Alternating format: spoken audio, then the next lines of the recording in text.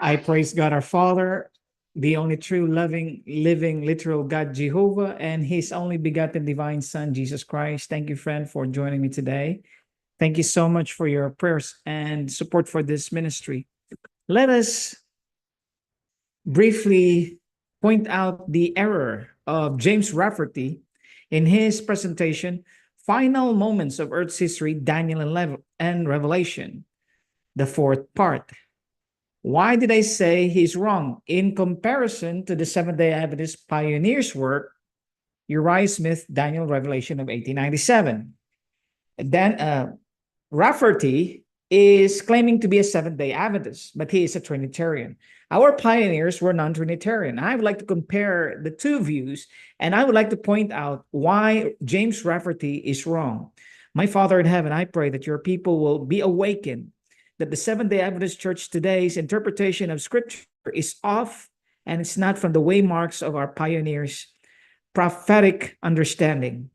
Our Seventh-day Adventist pioneers, whom you called, were correct in their biblical exposition of Daniel 11. And so I would like to point this out to your people. I pray in the name of your Son, through your Son, Jesus Christ. Amen. Let us hear the analysis and the presentation of Rafferty, why he is wrong on this matter compared to the position of the Seventh-day Adventists led by Uriah Smith and endorsed by Ellen Gold Harmon White. Let us hear his Daniel 11 presentation. 13, and we've been moving through and seeing the parallels between these two chapters, and we're going to do a summary of all of that in our last meeting when this whole series is over. So you can look forward to that. If you're a little bit lost right now, if you haven't seen meeting number 1, meeting number 2, meeting number 3, you need to go back and watch those. They're all available on screen at the end, Worship Hour, YouTube. You can pick all of those up, and then you'll be able to catch up with where we are right now in in Daniel chapter 11 and verse 41. So let's pick up here. So his interpretation of Daniel 11 verse 41, the king of the north, is Rome, which is not the original position of the Seventh-day Adventist pioneers. This is an added, or this is a reinterpreted position. So the king of the north, according to his presentation, if you listen to him previously, is about Rome trying to consolidate power. Daniel 11 verse 41, it says here he's going to enter the glorious land, identified in relationship to Revelation 12 and 13 as America.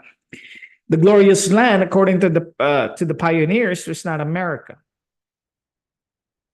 The land flowing with milk and honey, economically blessed. The land with civil and religious liberty for the woman who's fleeing persecution during the Dark Ages. And then the glorious land was the Holy Land.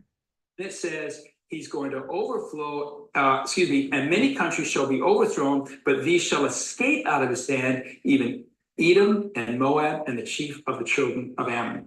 So who are these tribes identified as escaping out of the hand of this king of the north power as it's seeking to consolidate its strength and control the world? And by the way, control of the world is what we see in these verses following verse 41, verses 42 to 45, control of the world.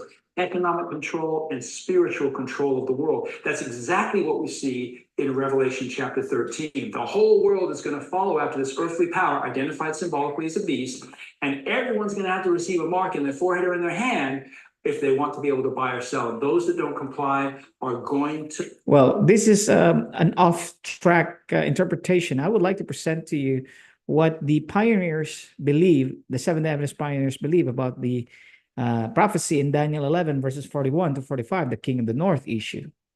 Their lives are going to be threatened. There's going to be a death decree against them. We'll see the same thing here in these verses. So this is an off parallel of Revelation 13 and Daniel 11 from his standpoint, from the Adventist reinterpreted standpoint, presenting that Rome is the king of the north. So who are these tribes representing? And what does it mean that they escape? Well, let's just look at that word escape real quickly, because that word is the same word that is used in Daniel chapter 12 and verse 1, when Michael, that prince that stands for the children of thy people, stands up and delivers his people during the time of trouble such as never was. That word delivered, everyone's going to be delivered. that is found written in the book, that word delivered is the same word for the Hebrew word for the word escape in Daniel 11 and verse 41. In other words, whatever happens with Edom and Moab and the chief of the children of Ammon also happens with God's people in Daniel 12:1 who are written in the book. So you've got this group of people in Daniel 11:41 and this group of people in Daniel 12:1 that are coming together. Both of them are escaping or being delivered out of the hand of this king of the north power. All right, so that gives us a little bit of a hint. We've got the people that are delivered in Daniel 12:1 are the ones written in the book. They're the same, or they're having the same experience of deliverance and rescue as the people in Daniel chapter 11 and verse 41. But who are they? Are these literal tribes? Are these the literal tribes of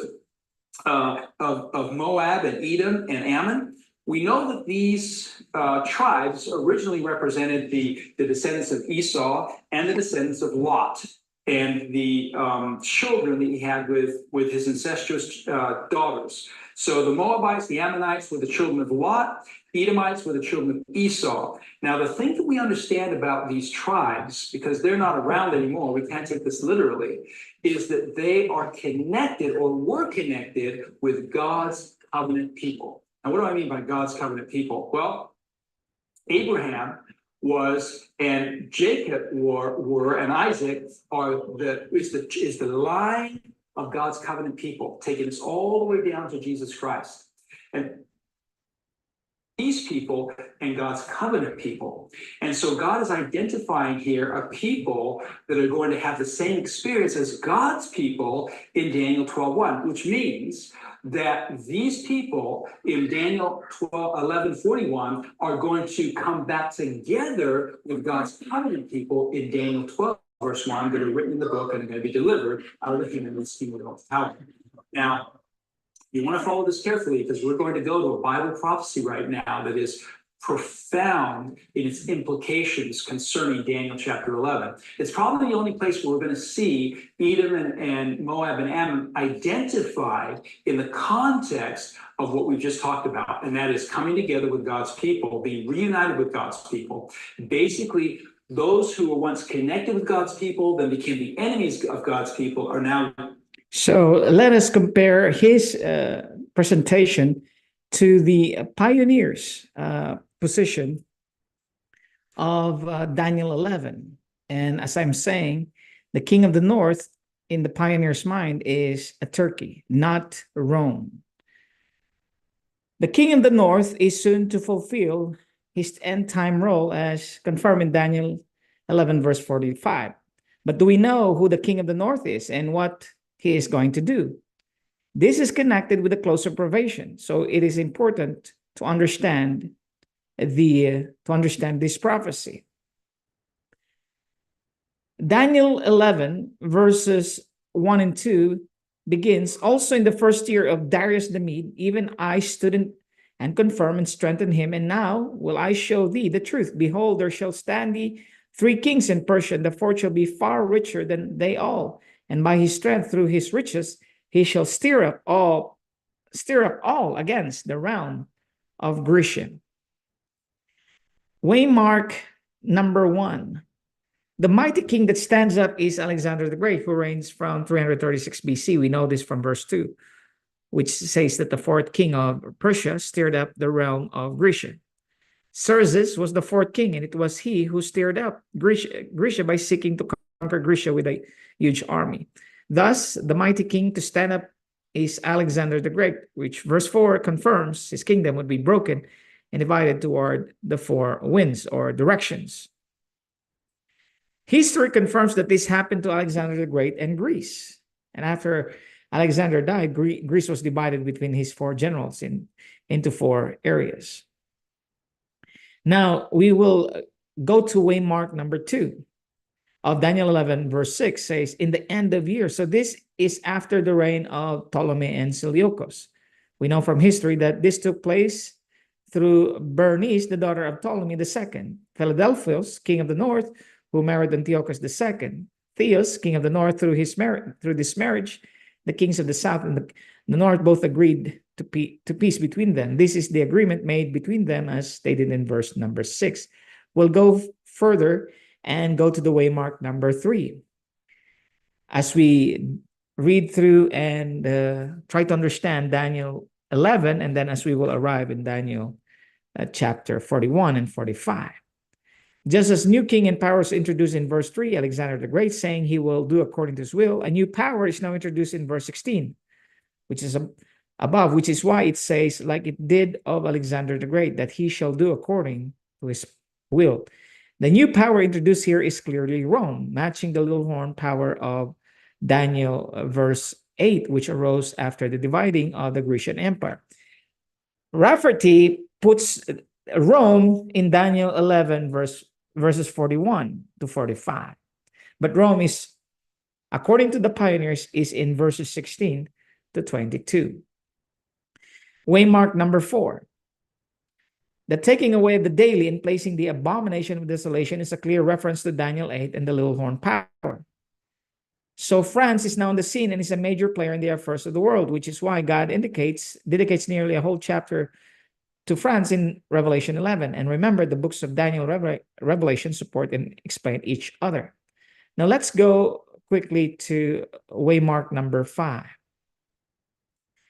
The term time of the end refers to the time when papal Rome lost its power over the world, and the darkness of papal Rome was lifted, and the truth of the gospel of Jesus Christ shone around the world. Papal Rome reigned from 538 AD to 1798.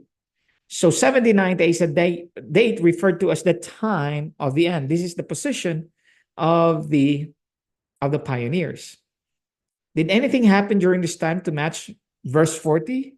So what Rafferty is doing in his series, I'm just giving you a glimpse of his video, is putting Rome in verses 41 to 45 of Daniel 11. And he would like to he uses the parallel prophecy in Revelation 13 to present his case that the king of the north is Rome. But as I've told you earlier in this video, the question is why the papacy cannot be the king of the north, which Rafferty says it is the king of the north. He said that in his previous presentation, identifying Daniel 11, 41 to 45 as papal Rome.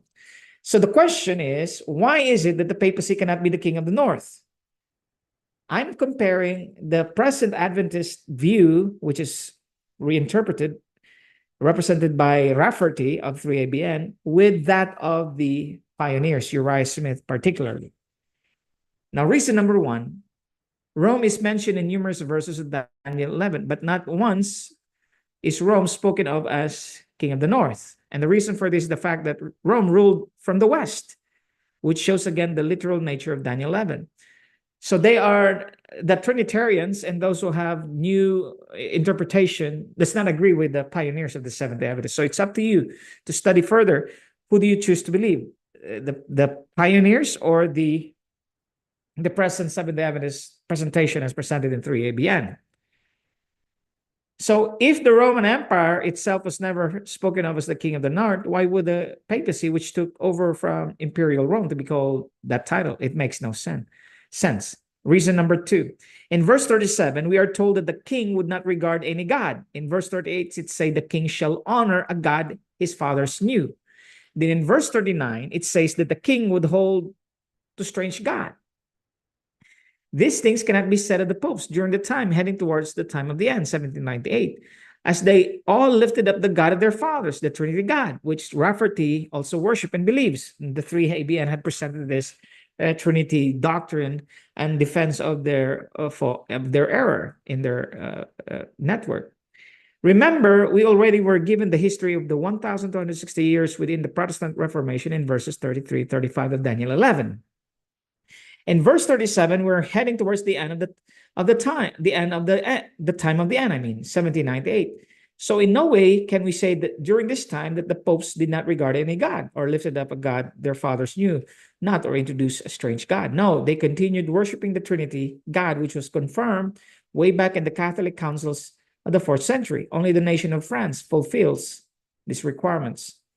Reason number 3, Daniel 11 is clearly a literal account of history with no symbols which are pioneers of the Seventh-day Adventists, believe, as you will see further down in this presentation, in this page.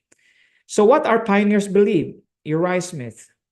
But if Turkey, that's the king of the north in his presentation, now occupying the territory which constituted the northern division of Alexander's empire, is not the king of the north of this prophecy, then we are left without any principle to guide us in the interpretation. And we presume all will be agreed that there is no room for the introduction of any power here. Uriah Smith, Daniel, Revelation 1882. I was reading early in my previous videos, 1898. Page 370 here. So I know that Uriah Smith holds that the king of the north is Turkey. Elders spoke in the morning upon the Eastern question. That's the Turkey, not Rome. The subject was of special interest, and the people listened with the most earnest attention. Testimonies for the Church, Volume 4, page 279. A.T. Jones. So when we come to the 40th verse of the 11th of Daniel, we are now reading of affairs so way back in the days of the Empire of Greece. We are not reading, a reading of affairs away back in the days of the empires of Greece, nor of the affairs of Rome, but of affairs down here at the time of the end. As mentioned in the 35th verse, other verses also show the same thing. And bear in mind that the king of the south is always in Egypt, and the king of the north is always the power occupying the territory of which Constantinople is the center. And all the world knows that since 1453 AD, the territory which Constantinople is the center has been held and ruled by the Turks. Then the king of the north at the time of the end is the Turkish dominion. A.T. Jones, The Marshalling of the Nations, page 31. Stephen Haskell, every eye is centered in that spot and has been for years. Turkey is known universally as the sick man of the East. And the only reason he does not die is because intoxicants are administered, figuratively speaking, by first one nation, then another.